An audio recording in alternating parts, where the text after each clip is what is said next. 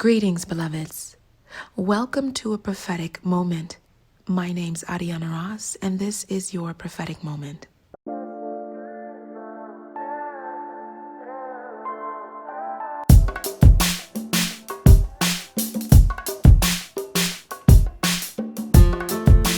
Welcome to your prophetic moment. Please take a second to subscribe and hit the notification bell so you are notified when I upload. We are in a time where we're called to praise Yah for what He is doing. He is rebuilding sacred foundations through you. He has uprooted and torn down within you and around you the things that do not glorify or honor Him, the things that were never part of His blueprint regarding your life, and this is why all is changing. He is using you as an instrument. He's birthing new foundations, new nations, and generations through you. Your obedience right now is absolutely required. And who and what He tells you to leave behind is of the utmost importance. Please heed and let Him lead as you rest in His presence and await specific direction. He has to do a totally new thing with you, which is why it's been so difficult and stirring.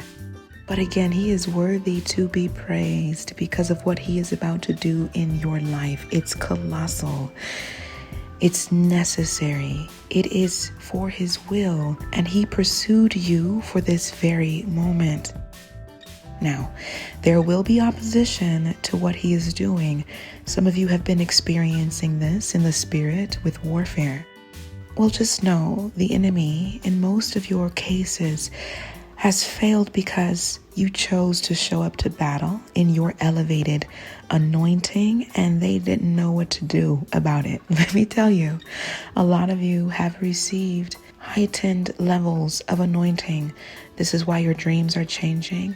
This is why your gifting is changing and evolving. This is your anointing. You are no longer who you used to be. It's because Yah is about to use you in a totally different way. This is different from anything you've ever lived, and it's for His glory. But again, speaking to the opposition, He brought me to Ezra chapter 4, and I want to take a moment to read this to you because it's really speaking to how some of those who are not meant to come along, or simply those who are showing up as enemies, may present themselves at this time. When the enemies of Judah and Benjamin heard that the exiles were building a temple for the Lord, the God of Israel, they came to Zerubbabel and to the heads of the families and said, "Let us help you build, because like you, we seek your God and have been sacrificing to Him since the time of Esarhaddon, king of Assyria, who brought us here." But Zerubbabel, Joshua, and the rest of the heads of the families of Israel answered, "You have no part with us in building a temple to our God. We alone will build it for the Lord, the God of Israel, as King Cyrus, the king of Persia, commanded us." Then the peoples around them set out to discourage the people of Judah and make them afraid to go on building.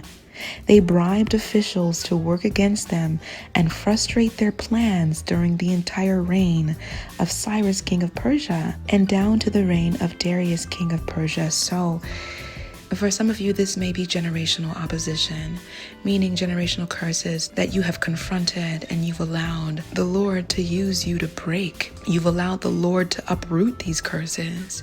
But those who may still dwell in these curses may want to intimidate or disrupt you in some way.